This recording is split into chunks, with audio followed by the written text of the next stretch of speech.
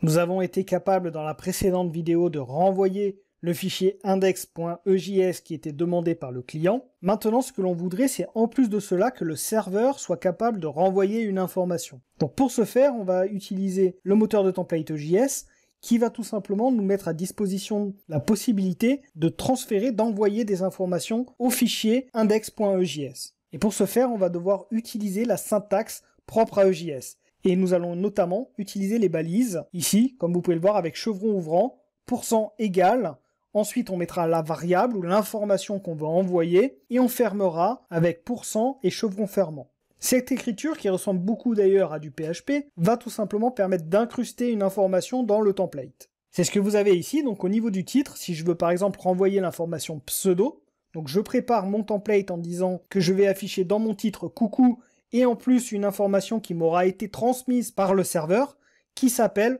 pseudo. Donc notre serveur doit également maintenant envoyer cette information. Et pour cela, il va falloir rajouter dans la ligne précédente où on envoyait le fichier index une information de type objet qui devra contenir l'information pseudo et ensuite sa valeur. Donc là, tout simplement, quand on va renvoyer notre fichier index.ejs, on renverra Toto qui sera contenu dans la propriété d'un objet et cette propriété s'appelle pseudo. Enfin, dans le navigateur, nous aurons comme résultat coucou Toto. Donc je vous propose de réaliser cela. Donc on retourne dans Visual Studio Code et au niveau de notre template, nous allons rajouter directement l'information que l'on veut récupérer depuis le serveur. Donc j'ouvre la balise liée à EJS permettant de faire l'affichage, donc %égal, et directement je mets l'information que je veux envoyer. Donc on va utiliser une autre variable que ce que je vous ai montré dans les slides pour faire un petit peu différent et pour que vous ayez bien compris ce que l'on doit faire. Ici je vais faire passer l'information non.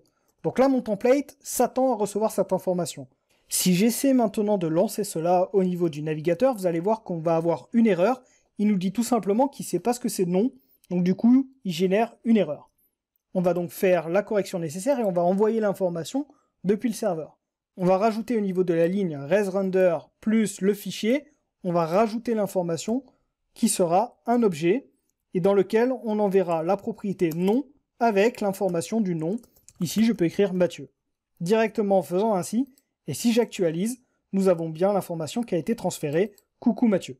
Si maintenant je veux envoyer plusieurs informations grâce au serveur, il va falloir tout simplement rajouter plusieurs informations dans notre objet. Et notre template en disposera comme il le souhaite. Donc là en l'occurrence, j'ai complété mon titre en disant coucou et toujours le pseudo, auquel j'y ai rajouté tout simplement l'âge à côté. Donc notre template est préparé, et ensuite au niveau du serveur, on va compléter l'objet pour rajouter une propriété, la propriété âge, avec sa valeur.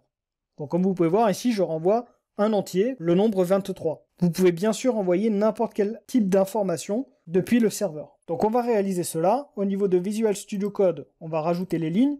Ici, je suis pas très inspiré, donc je vais rester sur âge, et je vais y mettre une valeur, donc je vais mettre mon âge, 31. Et ensuite, au niveau de index.ejs, on va rajouter cette information. Donc je mets la virgule, et je vais envoyer ici directement l'information, donc toujours %égal, et on écrit âge. Et on va rajouter à la fin en, et si on actualise, nous aurons directement l'information qui a bien été transférée. Nous venons d'envoyer deux informations depuis le serveur au navigateur, c'est-à-dire au client. Une dernière petite chose avant de passer à l'étape suivante, ici nous avons renvoyé un objet. Nous aurions pu renvoyer une variable qui était directement un objet. C'est ce que je vais faire pour vous montrer, et comme vous allez le voir, ça va permettre d'avoir un petit peu plus de lisibilité. Donc ça, je vais couper ce code-là. Je vais envoyer une variable que je vais appeler obj, par exemple, et je vais définir cette variable obj au-dessus, qui sera un objet dans lequel je vais y mettre mes propriétés, et je vais l'agencer un petit peu mieux pour bien que ça soit lisible. Comme cela. Et si j'actualise, vous allez voir qu'on a exactement la même chose, il n'y a pas eu d'erreur à le faire ainsi. Donc moi, j'aime bien diviser comme cela mon code, pour avoir plus de lisibilité, et vraiment bien gérer ce que j'envoie à mon fichier template. Nous passons à la prochaine étape dans la prochaine vidéo.